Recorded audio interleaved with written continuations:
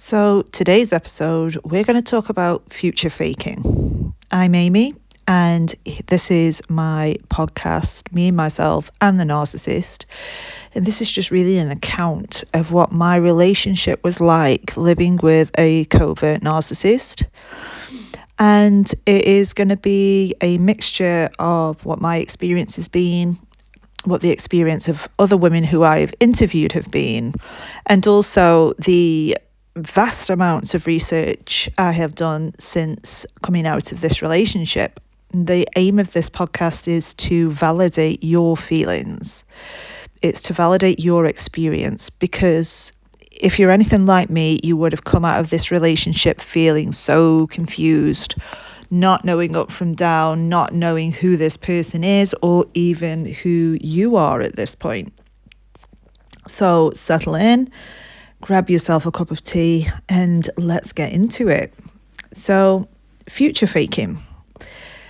This is something that, a lot of certainly the YouTube community and the Spotify community mention as a tactic of manipulation that narcissists use. So what future faking basically is the narcissist will discover and study what your deepest desire is and basically say that they want the same thing. And over the course of the relationship, this future fake is part of what keeps you stuck in the relationship, because there's this amazing future that you're both going to have. So anytime that there is any sort of conflict, or if they sense that you're leaving, they will paint this picture of this amazing future that you're both going to have. So what that looked like in my case was I had a covert narcissist that I was living with for around 2 years, but we were together for 7 years. And this person was addicted to crypto trading. So what their fantasy was that they were going to become a millionaire. They were going to drive Lamborghinis. They were going to travel the world on yachts. And I would just be there by their side doing that. And now I've come out of the relationship, I can see that it's a completely grandiose delusion. But when I was in the relationship, he had convinced me that cryptocurrency was a very legitimate way to make money. And I'm not saying, guys, that you can't make money out of crypto. Plenty of people do. But this person had put, I would say, within the realms of £250,000 into crypto. And all as I had ever seen this person do was lose money. So we can see how the grandiose fantasy of somebody who is currently losing money is believing, and I do think he believed it, that they were going to be a millionaire. However, because they were so convincing, and because they had painted this version of themselves that was financially savvy, they were continually watching YouTube influencers on cryptocurrency, not understanding that these people probably aren't millionaires. They've probably just rented a yacht for the day. And these people were taking his money. He couldn't see that. And to be honest, I was quite blinkered to it, because I'm not somebody who wants loads of money. And I thought, well, okay, if this doesn't work out, it's not my money, it's his money. But back to the point, which is that was the future fake. So the money didn't necessarily have an effect on me, but he did know that I really wanted to get married one day. I'd been divorced. I wanted to marry my forever person. And he moved into my house knowing that and went along with it. And he'd said that, we'd get married next year, which would have been sort of this year. And whenever the subject came up, he would change the subject. He wouldn't outright tell me that we weren't going to get married. He wasn't outright discussing anything with me. He wasn't discussing weddings, anything like that at all, which made me feel incredibly anxious. So I did push him on the subject until eventually he said, okay, we can't get married right now, but we will get married one day. We will get married within the next 2 years. So we can see how the goalposts changed as time went on, because eventually he was going to have to put his money where his mouth is or walk away. And obviously he didn't want to walk away. And a similar thing happened with children as well. And it was me that said that I didn't want children because I just didn't feel comfortable in the relationship. And I didn't feel like the relationship was an environment where I'd want to raise a child in. Thank goodness I didn't have a child with this person. So when it comes to future faking, it's a manipulation tactic. And the future fake is something that is never going to happen. And the future fake is there so that it keeps you in line, so that it can be used against you. I mean, I was told, well, the reason we can't get married yet is because I argue too much, completely neglecting the fact that, he escalated almost all of our arguments. He lacked the communication skills to actually resolve anything. I don't think in the end he even wanted to resolve anything. So that future fake was enough to keep me on the hook because, I've been in the relationship for 7 years and I was told, well, if I just wait just a little bit longer, it's all going to happen. And bearing in mind at this point, it hadn't actually crossed my mind that this person was a covert narcissist. I thought at best he's avoidant and maybe he just needs a bit more time. And maybe there's something in him that he just needs to resolve, some fear in him that he needs to resolve. It hadn't crossed my mind that this person was a covert narcissist and that this future fake was not going to work. And how all this came to a head was on the day that he discarded me. We'd actually had an argument that morning where I'd said to him that, this idea of getting a house together, this idea of being married was an illusion. And I called him out on it. I went to work, I came back, and lo and behold, he wants to move out again. He did this monthly. And at that point, I just agreed with him and said, okay, that's fine, but you need to go right now. So you can see how kind of like, the jig is up. She's found out that this isn't going to happen, even though I'm telling her that it will. And he would use this to sort of bring me back into line. And I can remember a situation where I had seen a text message on his phone that he left unlocked, by the way, in the bathroom. And I saw a text message on his phone saying that he was going to move out. And I questioned him on it, and he told me I hadn't seen it. He told me that that's not what it said. He told me he hadn't sent it.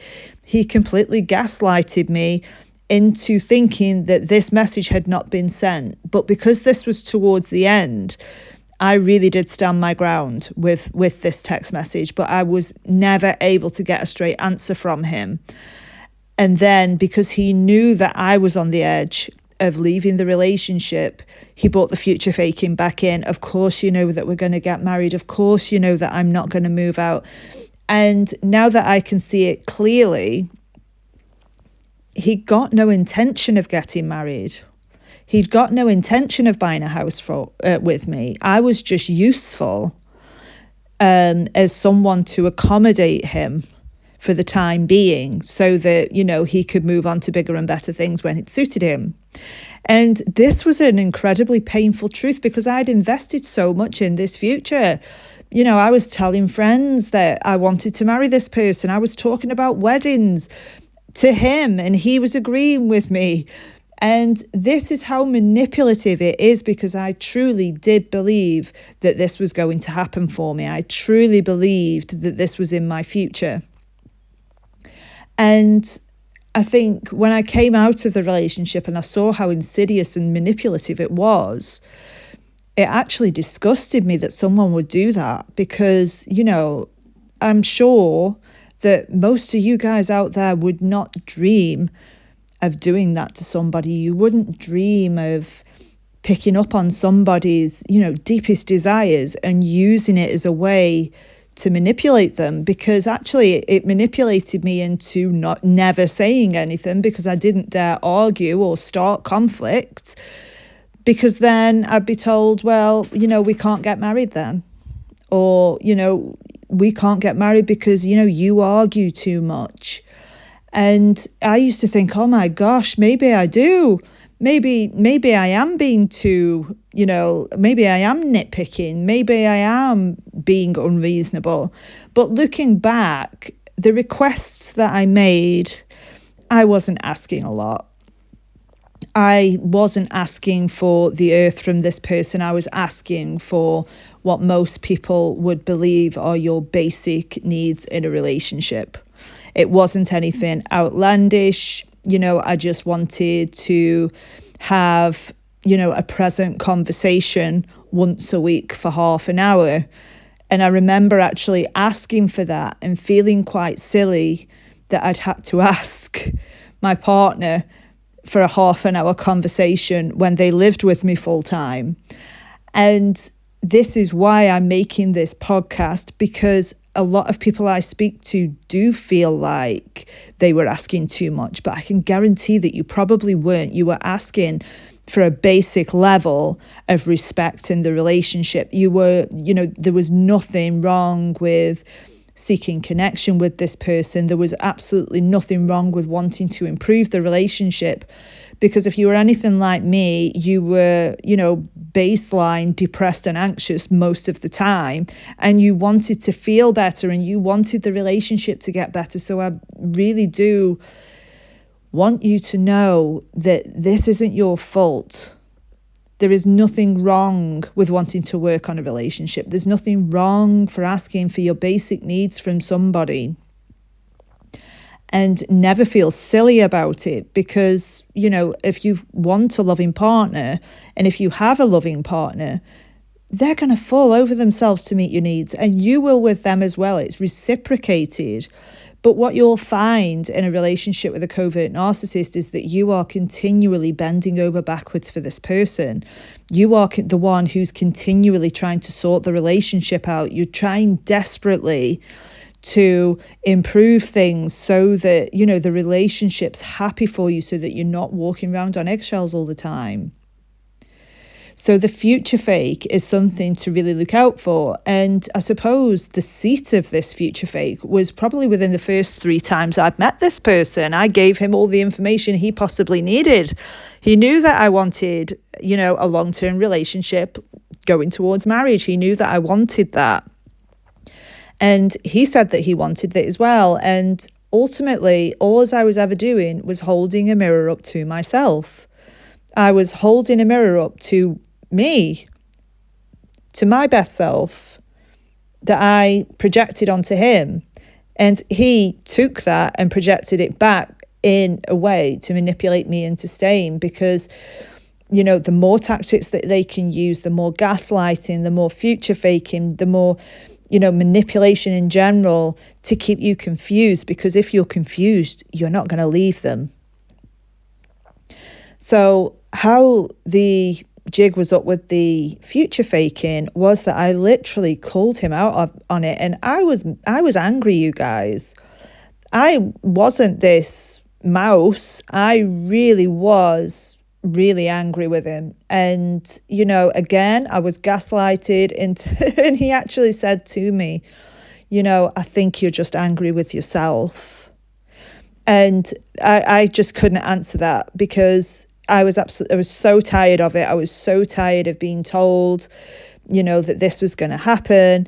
He even said, well, I did move in with you eventually, but that was to suit his needs because he wanted to put the equity from his house into cryptocurrency. So it was never, for me, it was never about me. It came at the right time because he wanted to put that money into crypto investments. So other examples of future fakes are, in the dating stage, it might be that you like a certain band, for example, and all of a sudden they like them, but later in the relationship, they don't know anything about this band. This is what they do. They will hold the mirror up to you, even though 5 minutes ago they didn't even know who this band was. They can shapeshift in a way that you've never seen before. With you, they might be a cat person. With the next person, they might be a dog person. And they really do manipulate in that way. Future faking isn't them saying, oh, well, I'll change, is a future fake, because they've got no intention of changing, nor can they even change. If you've got somebody with a disorder, how can they possibly change?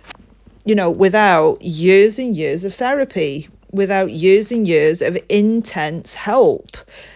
When you've got a person that doesn't even know who they are, really and truly at their core, somebody who really struggles with vulnerability and really struggles with telling the truth. So beware of the future fake, you guys.